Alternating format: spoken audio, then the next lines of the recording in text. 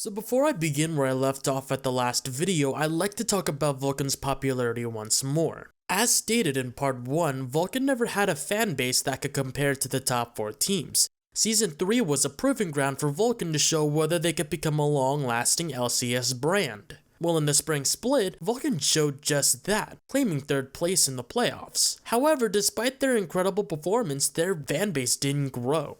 The lack of popularity was quite telling. At the beginning of every game, a LoL Esports fan poll would pop up and show who the audience thinks will win. Vulcan never won these polls. According to lolesports.com, 72% of you believe that TSM will win this match. And unbelievably, coming into today, Vulcan has only been picked to win 1 of their 12 games, which was their match against Velocity. This makes it 1 out of 13 for them, so we'll see how the results pan out. Yeah, interesting, because out of all of those, they've won 8 and 4. Even the team attempted to reason why they lack a comparable fan base as well. When I go up against teams like Curse, and we already beat them 2-0 in stomps, and then you see that we're 20 or 30% chance to win, it definitely feels a little disheartening. It'll take a while, in my opinion, probably a long time for the fans to actually realize that the better team was us, of course. Of course, the other teams that have the huge fan bases, they've either been around a long time, or teams like C9, they're pretty much just all TSM fans that are C9 fans now. I don't even consider those real fans. They're just bandwagoners. It's good and bad to have like a lot of fans on your side. You win and then, yeah, they'll praise you. And then if you lose, there's gonna be like more and more people that will hate on you. I do read what little they say about us. In the past, I guess I've seen like, who is Vulcan, like, and they like misspell it with an A, or like Vulcan. The most recent buzz on Vulcan is just how well we throw games. To bluntly put it, the main reason why Vulcan never attracted a fanbase despite their success in the LCS was because every single member of the team lacked charisma. None of the players were interesting to a casual viewer. Anytime a Vulcan player streamed, they would barely be on the first page of the League of Legends game tab on Twitch. Their streams cannot compete to the likes of Doublelift or Hotshot GG. When Vulcan became XDG in 2014, none of them streamed, period. All right, Smithy, what about you? How come we don't see you streaming at all? One of the biggest reasons that we're not streaming, mostly everyone at XDG, is our bandwidth is not that high to stream at all. Because like if someone's like video calling someone, everyone goes to like 300 ping when we play, so it's really bad. Not only did they have little fan interaction through streaming, but the team also conveyed zero personality during the LCS. Vulcan's style to win games was not interesting to the viewers. Vulcan's purpose was to win the early game. These games weren't fast and weren't fun to watch, even though this strategy was highly effective. It's really hard to remember any plays that stood out from the team. There was nothing flashy about Manclad or Zuna. They just played very meta picks really well. And even with the most memorable plays, Vulcan still managed to downplay their personalities in the spotlight. Remember Bloodwater stealing Baron with a level 1 tornado? Bloodwater showed literally no reaction to the steal, and Rivington and Jad noted that too. Look, he's no emotion on his face. Smile or something. You just stole Baron with a leg 1 tornado. Are you kidding me? All right, let's give some silence for the crazy epicness of that just was. All right, thank you. All right, 32 minutes into this one. Now to Zuna. Some would say, but Zuna was the face of Vulcan. I remember Zuna had a very aggressive playstyle as well as having a very loud, outgoing personality. Especially when he yells all the time during the team fights.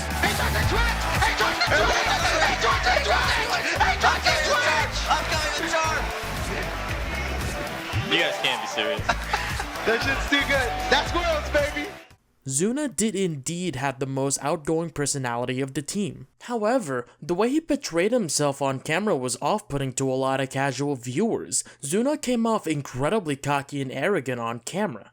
But I'm just saying, when it comes down to it, your boy gonna come to work, gonna show up, take him out, and then whoever versus tomorrow for SM? Yeah, you guys against TSM tomorrow. Have you even thought about that game? No. I didn't even know if we win, we play tomorrow, so. But whatever, we'll take him out just as easy. We beat Curse for 3rd place, and we should be able to beat him again pretty easily. So what do you think how you guys did in Dallas? Body some kids, threw against Cole, shit happens. Why you guys throwing? Why you picking Varus? I thought I could carry with Varus. I fucked up. Couldn't hold that hyper. Quit fucking picking Varus, holy shit. I feel like for Cloud9, as long as we just don't mess up our level 1, we'll take him out. What he's trying to do is mimic Doublelift's style of lighthearted trash talk, but fails miserably at it. Even when people know he's joking, the community doesn't accept it because the community feels that Zuna's skill does not rival Doublelift whatsoever. So when Zuna did this...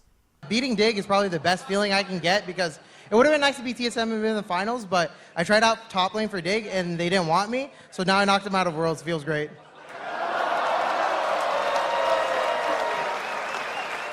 When almost all LCS fans tuned in to watch it was going to Worlds, which means double the viewership of a normal LCS game, I am not surprised one bit that the Vulcan brand name tanked after this interview when Zuna became increasingly hated in this community. You just don't kick a team like that when they're already down. Did Zuna really have to convey that apparently there was some sort of bad blood between him and Dignitas when he referenced that he tried out for the top lane but didn't get the job? This was the most unsportsmanlike interview I have ever heard in the LCS. This is why I believe this interview began the downfall for Team Vulcan. This moment represented when Vulcan's reputation as a team went from being indifferent to hated in the eyes of the community. This is why when anyone remembers Team Vulcan or Zuna, there's always a negative connotation associated with it. And the worst part about it is that Zuna isn't the way he portrays himself on screen. From every interview I've seen describing Zuna, he's a normal, funny, outgoing guy. Yeah, they always try and copy me whenever I do something funny, but they always fail. I try to imitate it, but he always tells me I do it wrong. Aside from this PR nightmare, Vulcan was gearing up to compete against the best in the world. During Worlds, Vulcan did not go beyond the group stage. They ended up in 12th place, only picking up 1 win against Fnatic and 2 wins against Meneski. They had an okay showing but was unable to pull off anything impressive. To be fair, Group B was highly competitive. They were going against the top teams of EU, Fnatic and Gambit, as well as Samsung Ozone, who later rebranded as Samsung White and won the 2014 World Championships. Vulcan didn't have much of a chance. They were officially mathematically eliminated when they were against Gambit Gaming for the second time. 5 significant things happened in the offseason. First, Team Vulcan was bought by a person named Marshall Alexander. Since I cannot find footage of his face, I will use his corgi Leah to represent him in this video. Under him, Team Vulcan was renamed to XDG Gaming, XDG meaning Ex Doris Gloria, a Latin term for From Suffering Ariseth Glory. The official explanation of this rebranding came from Nomsan, who said that Vulcan is not chantable at all. VUL just doesn't work. Nobody knows how to spell it right. Marshall Alexander offered more explanations, one being that Vulcan is not a band name to combine with sponsors, but there is some limitations from the fact that most people associate it with Star Trek and not the Roman god of fire. An acronym, on the other hand, is even more malleable, and I was hard-pressed to come up with examples of sponsor names that would not work when XDG is slapped one end or the other. Fans criticized the name change significantly. Nobody understood why there was a need for a change, and the rebranding was confusing as well. It's mainly because people will associate the XD in the name to the emoticon. It doesn't help too that the website is called xd.gg. Almost every Reddit thread about the team after the rebranding, there would be a joke about the team name and how awful they felt it was. The second significant event was the hiring of Julian Collins to replace Nomsan as the new in-house team manager. Nomsan would move on to be in charge of only public relations and fan interactions in order to grow XDG's fan base. The third significant event was the Pros Plays for the Philippines tournament. XDG and Leaguepedia teamed up to organize a tournament with the goal of raising money to donate to the relief efforts after Typhoon Haiyan devastated the Philippines. It was a 2v2 tournament that included the entire rosters of XDG, Team Dignitas, Cloud9, and All-Stars, which included Nick Wu, Scuba Chris, Kaok, Salsi, and Wings of Death. $13,000 was raised from this tournament and went straight to the Red Cross. This was an example of pros coming together to do something good in the world. The fourth significant event was the Battle of the Atlantic. This event put the top 5 teams from both NA and EU against one another in the best of 3. Third place XDG faced third place Gambit Gaming, and Gambit Gaming utterly destroyed XDG. Despite first blood from ManCloud, terrible engagements by XDG cost match 1. In match 2, Gambit took first blood, but XDG got somewhat rolling through good catches and teamfights. They were just unable to close the game. This match also amplified calls to Ben Zuna as he had the most deaths in both games and positioning errors. So Edward has spent some time with the new Amumu, and he knows the range. Oh, it's a little too much. Barrier goes down, and the Duskbringer takes him down. Bloodwater still on the backside, forced to watch him. They are just going to be able to twin. Yeah, they get it real quick. Taking that one down. The inhibitor's there. It's only Zuna, but that's what they wanted. A second time of Zuna on the front line and too close to the team. Gotta be a little bit more careful. I'm sure they assess this fight. Oh, coming in on the teleport. Zarian just on the other side. Suppression over the wall. It cannot be cleansed off. The fifth significant event was the most consequential. On January 14, 2014, XDG role swapped Zuna and Xmithy. Zuna would be in the jungle and Xmithy became the AD carry. The official reasoning was, at the end of the day, our pitfalls continue to be the same. We cannot close out games. This stems from a lack of a shot caller. This is not the end-all be-all resolution, but we think this switch will help solve that particular problem. Many people were confused about the switch up and so was I. My reaction was, what the hell happened to Bloodwater being the main shot caller for the team? Wasn't he the one that made the team do better and turn their 2013 spring split around? Did the casters and staff lie when they said Bloodwater was the main shot caller? First, like to welcome Vulcan's shot caller and the league leader in assists, Bloodwater. He's such a crucial part of that team right there. He makes the in-game calls, as well as comes up with a lot of the compositions that they use. In an interview with Trinity Force podcast, Gnome responded to this exact question. One thing that Bloodwater definitely does is he guides a lot of the calls, and what I mean by that is he will be the one to say Dragon is up in 30 or something like that. He will give everyone a huge amount of information. He doesn't call the shots, but gives a lot of information than we've ever had before, and that really helps us out as a team.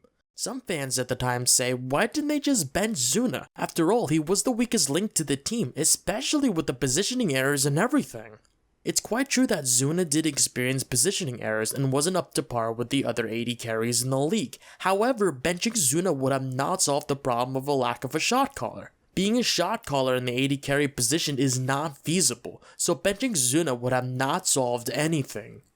Fans would scream out, this is nepotism. The only reason Zuna's on the team is because Kenma's the coach and there is no way a coach would ever bench its own brother. This can be true and a lot of people resorted to this reasoning for the role swap initially. However, Gnome explained that since new management took over the team, Kenma does not have the powers to do any roster changes. Marshall Alexander is the only person capable of making these decisions. In retrospect, this roster crippled the team's ability to win. Not because they still let Zuna play, not because they put Xmithy somewhere different, there's something beyond all of that.